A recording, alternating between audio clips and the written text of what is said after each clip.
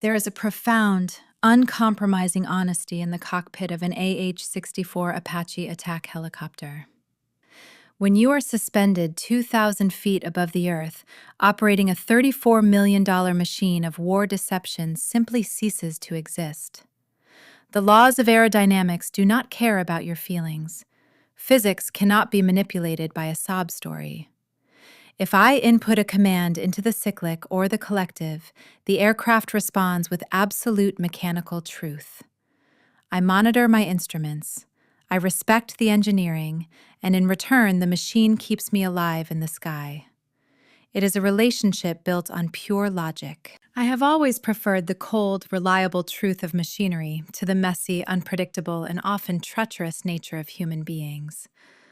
Down on the ground, the avionics are entirely different. Down on the ground, the people who claim to love you the most are often the ones quietly measuring you for a coffin, just to see if they can pawn the brass handles. My name is Carter. I am 24 years old, a Chief Warrant Officer too, and an aviator in the United States Army. My job requires cold blood, split-second calculus, and a complete absence of panic. When a surface-to-air missile radar locks onto your aircraft screaming, does not save you. Panic is a luxury you cannot afford. You assess the threat, you deploy countermeasures, and you neutralize the target.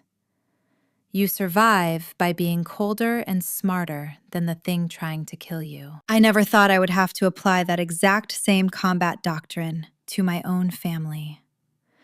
But I learned the hard way that the most dangerous predators do not always carry rifles in a foreign desert. Sometimes they live in the quiet, picturesque suburbs of Ohio.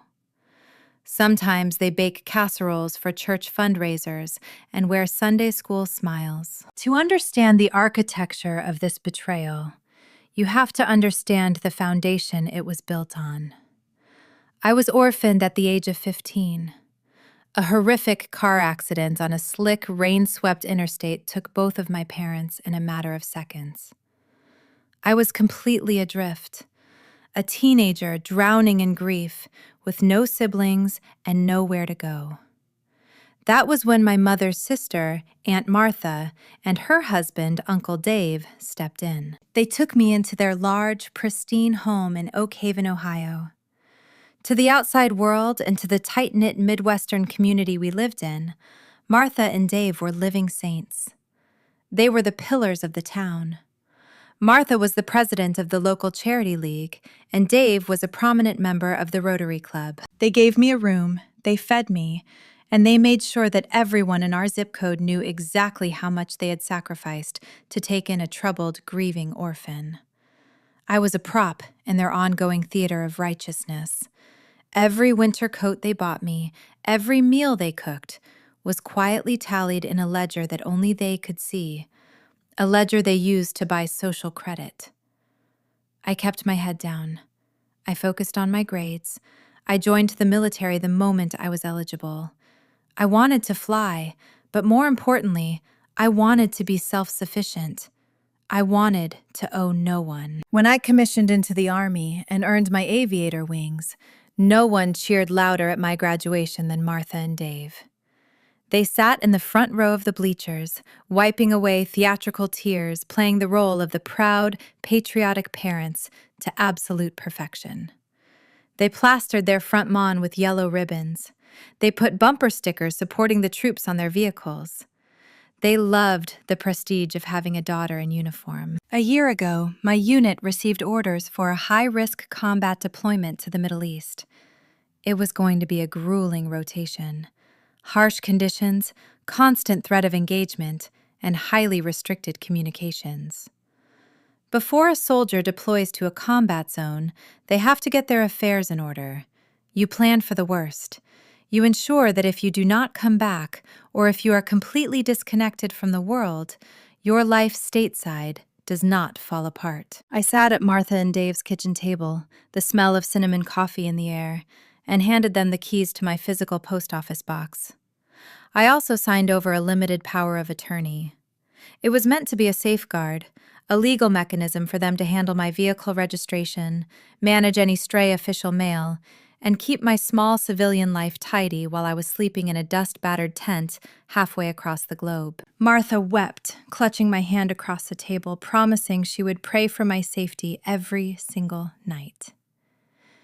Dave patted my shoulder with a solemn, stoic nod, assuring me that my home front was completely secure. I trusted them. I believed that underneath their need for public validation, they fundamentally cared about me. I hugged them goodbye, boarded a C-17 Globemaster, and left the country with a clear mind. I believed my blind spot was covered. I was a fool. 6 months into the deployment, the reality of the Middle East had settled deep into my bones. The days were a blur of scorching heat, the relentless grit of sand in my teeth, and the heavy adrenaline of night operations. We were running close air support for ground units. The stress was constant. The exhaustion was absolute. It was 0400 hours. I had just stepped out of a post-flight debriefing after a punishing 8-hour mission. My flight suit was damp with sweat, and my helmet bag felt like it weighed 100 pounds. I walked into the Tactical Operations Center to grab a bottle of water. My co-pilot, a sharp warrant officer from Texas named Miller, was sitting at a folding table staring at a tablet. The satellite Wi-Fi on the base was notoriously slow, but he had managed to load a web page. When he looked up at me, his face was completely pale. The ambient glow of the tactical screens cast a sickly hue over his features. He did not say a word. He just stood up, turned the tablet toward me, and pushed it across the table. It was a public Facebook link that had been shared nearly 20,000 times. The title at the top of the page read, "Wings for Our Hero, Help Bring Carter Home." Below it was a link to a GoFundMe campaign. I stared at the screen, letting my eyes adjust to the text. The words seemed to blur together before snapping into a horrific, surreal focus. The campaign description was a masterpiece of emotional extortion. It was written by Aunt Martha. It detailed a tragic, highly classified helicopter crash in a hostile sector.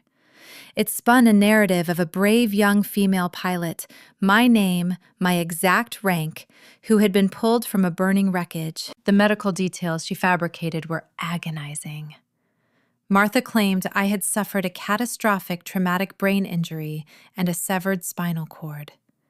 She wrote that I was paralyzed from the neck down, permanently confined to a hospital bed at a secret military medical facility in Germany. She described with sickening poetry how she had flown out to hold my lifeless hand, but the narrative grew even darker.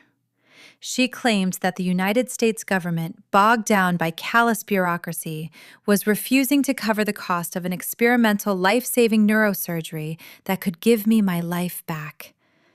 It was a rallying cry to the American public, a plea for patriots to step up where the military had supposedly failed. Right in the center of the page was a photograph. It was an image of me in my Army combat uniform, but it had been heavily, crudely photoshopped.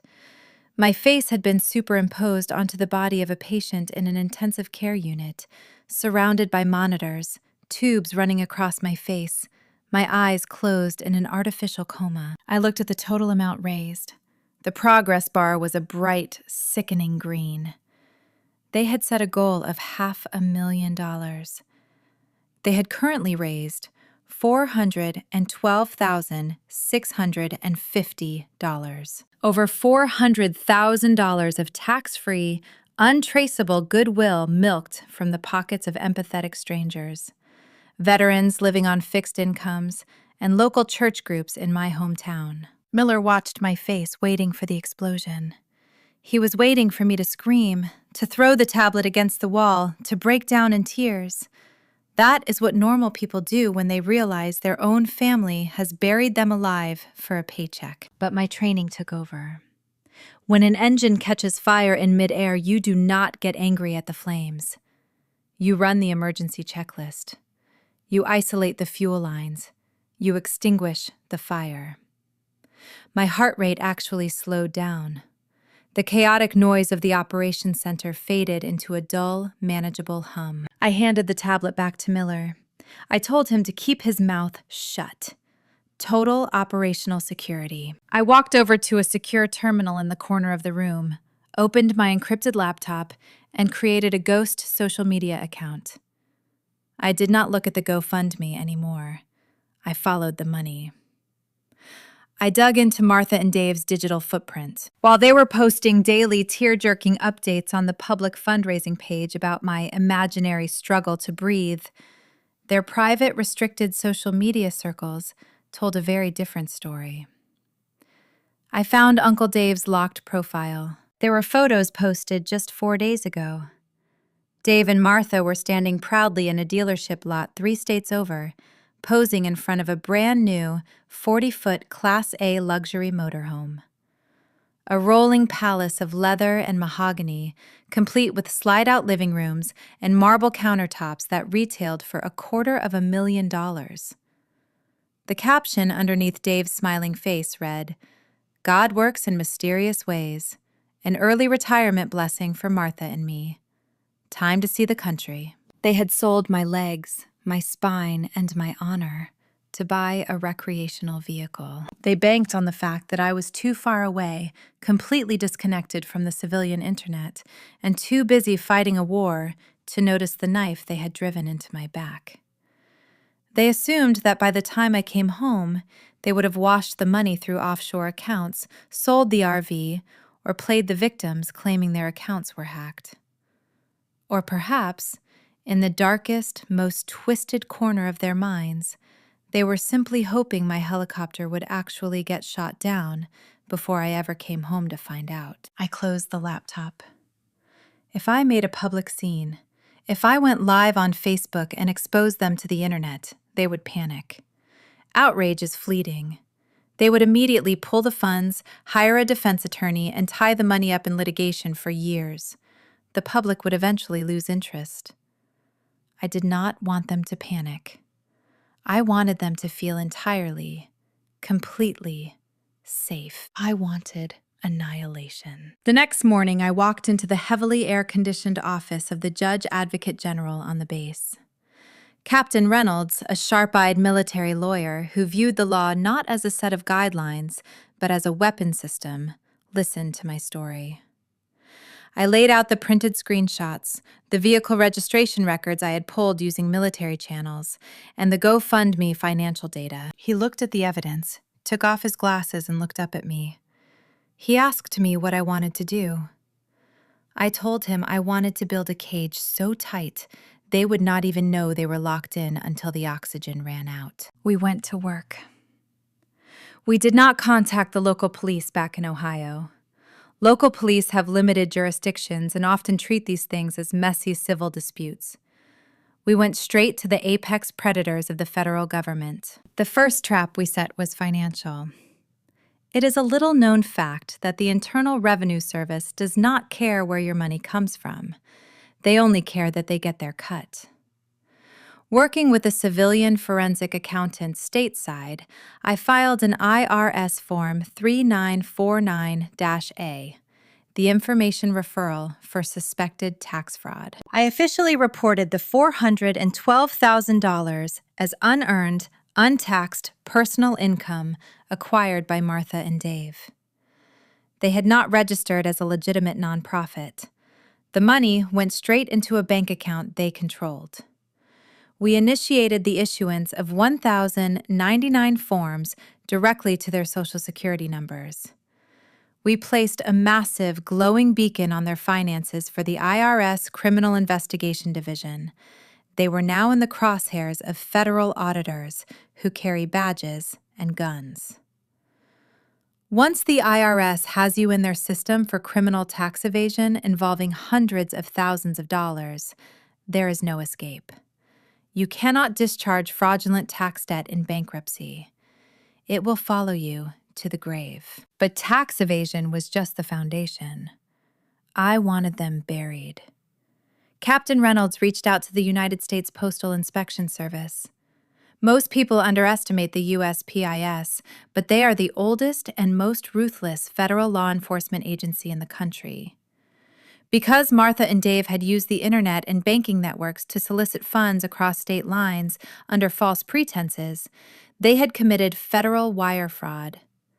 By receiving physical checks in my name at the post office box I had entrusted to them, they had committed mail fraud. Every single donation was a separate felony count. Finally, the JAG office contacted the Federal Bureau of Investigation regarding the Stolen Valor Act of 2013. It is a federal crime to fraudulently claim military service awards or combat injuries with the intention of obtaining money, property, or other tangible benefits. The federal agencies were more than interested. They were hungry. But I asked for a favor. I asked them to wait. I told the investigating agents to let the GoFundMe campaign remain active. Let them keep collecting. Let them pay the insurance on the luxury RV. Let them build the wire fraud case to a level so severe it triggered mandatory minimum federal sentencing guidelines. We were feeding them rope, and they were joyfully tying it around their own necks. 2 months later, the final piece of intelligence came across my desk. Through local news websites, I saw an announcement. Emboldened by their massive success, Martha and Dave had organized a grand finale. They had rented out the town hall for a charity gala of hope. It was billed as a night of prayer and a final fundraising push to reach the $500,000 mark. The town mayor was scheduled to speak. Local news stations were invited. They were going to stand on a stage, cry for the cameras, and collect a massive novelty check from a consortium of local businesses. It was their exit strategy. They were going to take the last bag of cash and disappear. It was also their execution date. I went to my commanding officer. I laid the federal case file on his desk. I requested a 72-hour emergency pass to return to the United States to neutralize a domestic security threat regarding a stolen military identity.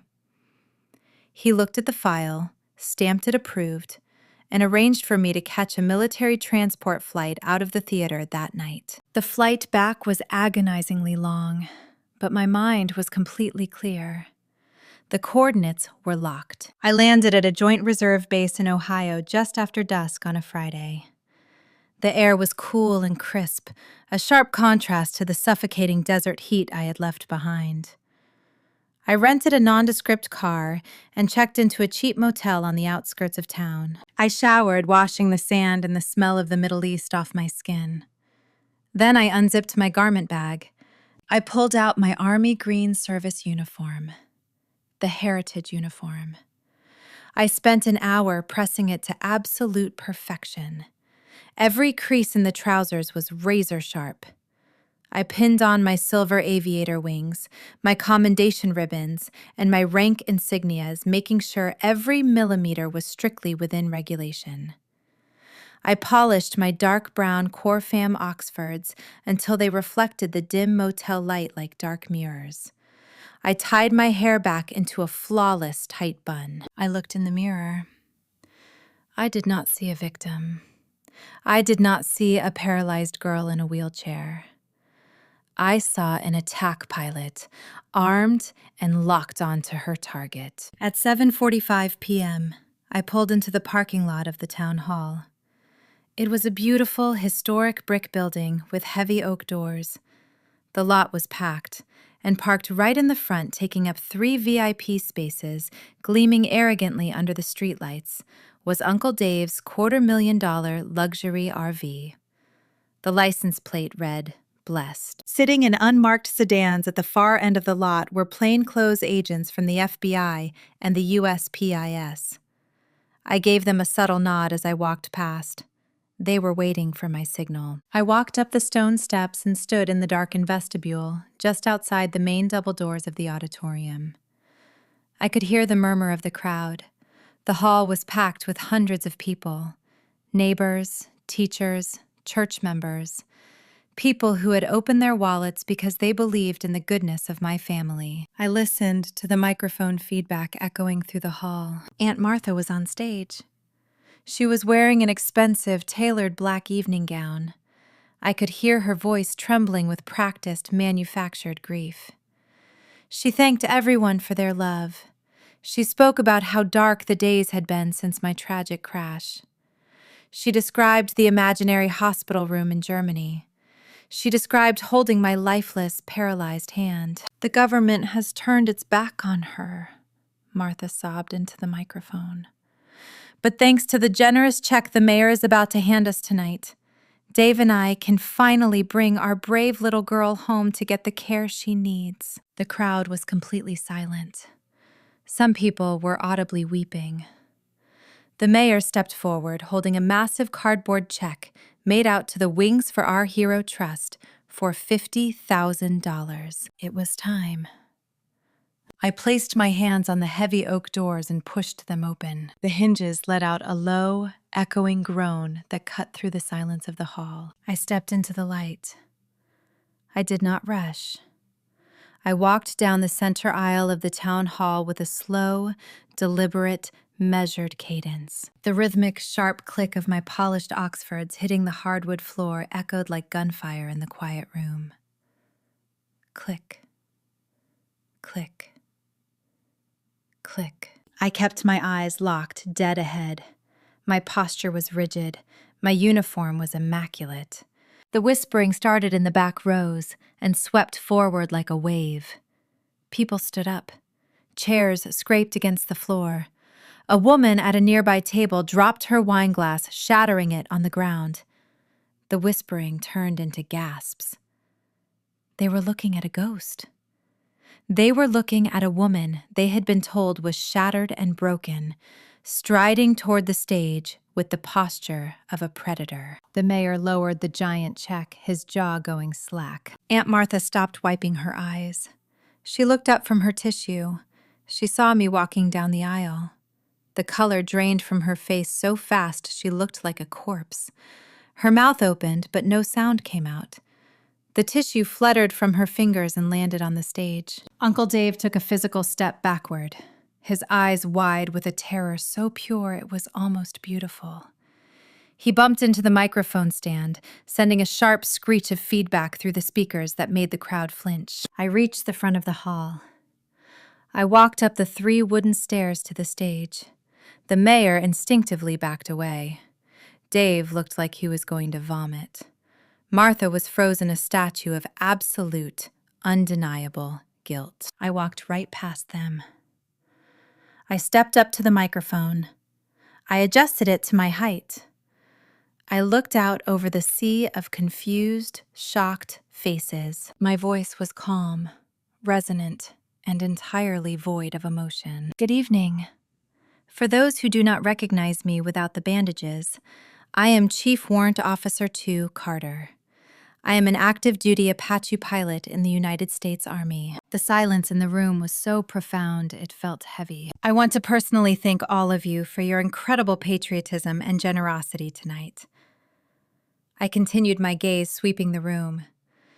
"And I want to assure you that despite what you have been told, my aircraft is functioning perfectly, as is my spine, my brain, and my bank account.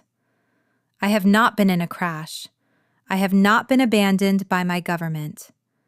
I have been in the Middle East, flying combat missions, while the 2 people standing behind me orchestrated a $500,000 federal fraud syndicate using my face and my uniform." The crowd erupted. It was a cacophony of shouts, gasps, and furious murmurs. People were pointing. The mayor dropped the giant check, staring at Dave with pure, unfiltered disgust. I turned slowly to face Martha and Dave. They were trapped. "Carter, please," Martha whispered, her voice cracking, her pristine facade shattering into a million pieces of pathetic desperation. "We can explain. We were keeping it safe for you." I leaned into the microphone one last time. "The funds you generously donated did not go to my medical care. They went into a private bank account controlled by Martha and Dave. Those funds were used to purchase the $250,000 luxury recreational vehicle currently parked out front. Unfortunately for them, utilizing a fabricated military injury to solicit funds is a violation of the Stolen Valor Act. Transferring those funds across state lines constitutes federal wire fraud, and failing to report $400,000 in stolen money to the IRS is criminal tax evasion. I stepped away from the microphone. As if on cue, the side doors of the auditorium swung open. More than a dozen federal agents wearing dark windbreakers moved in with terrifying speed and coordination. USPIS inspectors, FBI agents, and armed investigators from the IRS Criminal Investigation Division flooded the floor. 2 FBI agents flanked the stage. They did not read them their rights quietly. They walked up the stairs, grabbed Uncle Dave by his tailored suit, and slammed his hands behind his back. David Hayes, Martha Hayes. The lead agent barked, his voice carrying over the chaos of the crowd.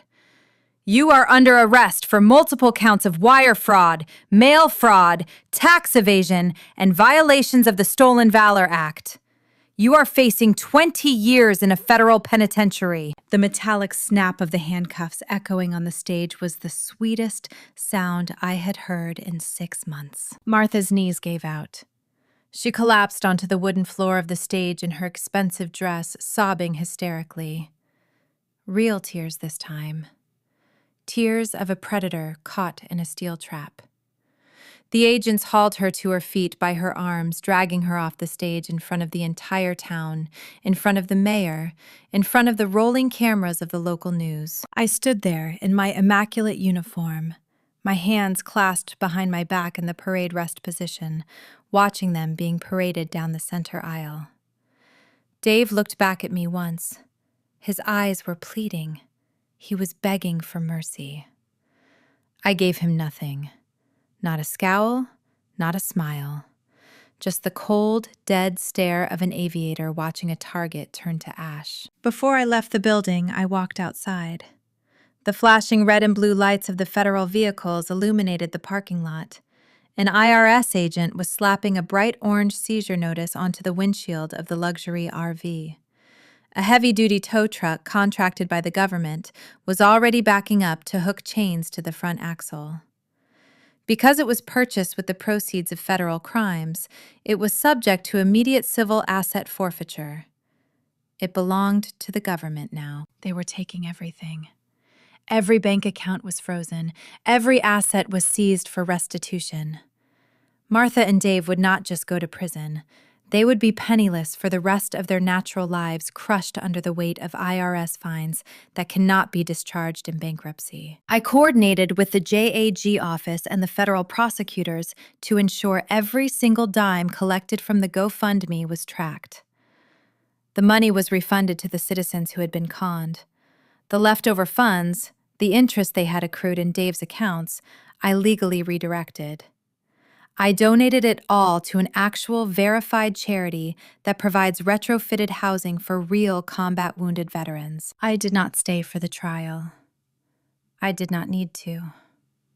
The evidence was absolute, mathematically perfect. 3 days later, I was back on a military transport plane flying east. When I finally climbed back into the cockpit of my Apache, the desert sun beating down on the canopy, I went through my pre-flight checklist. Hydraulics good. Avionics good. Weapon systems armed and ready. I pulled pitch, and the helicopter lifted off the tarmac, leaving the dust and the dirt of the ground far below me. Up here in the sky, everything makes sense. You protect your six, you verify your targets, and when you strike, you make sure there is absolutely nothing left standing.